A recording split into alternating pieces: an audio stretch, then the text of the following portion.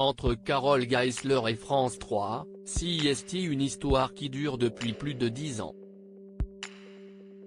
Aux manettes du 19/20e de la chaîne depuis 2010, CIST, elle qui a récupéré la présentation de l'émission des Racines et des Ailes en 2014. Et si ces journées sont déjà bien chargées, la journaliste ne compte pas s'arrêter là. Preuve, s'il en faut une, elle a récemment soumis une nouvelle idée d'émission à France 3 comme elle l'a confié à Télépro.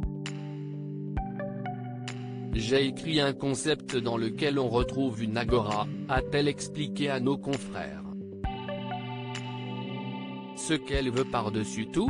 Retrouver l'esprit de famille sur un plateau télé et créer une émission qui rassemble tout le monde. Pour le moment, Carole Geisler préfère garder une part de mystère au sujet de cette future émission. Cela sera de la politique au sens premier du terme avec toutes les générations mélangées, a-t-elle simplement ajouté. Il y a quelques mois, elle expliquait à LCI vouloir créer une émission d'interview.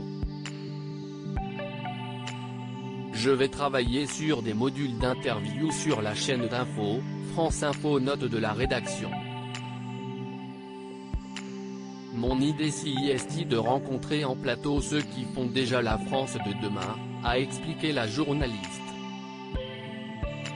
Pas du jeunisme, mais mon pari est de dire que ceux qui seront là en plateau sont des gens qu'on n'a jamais vus mais qui dans 10 ans seront peut-être aux manettes d'une grosse boîte.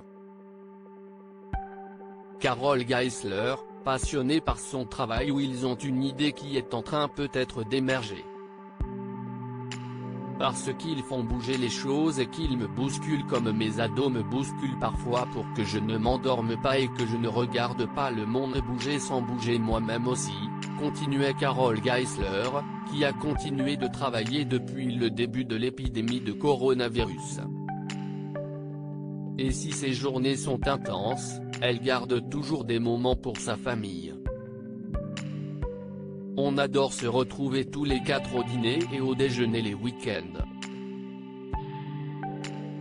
Ce sont des moments où on parle de notre famille, des choix professionnels, des amitiés, des difficultés ou des doutes de chacun, confiait Carole Geisler au Journal des femmes.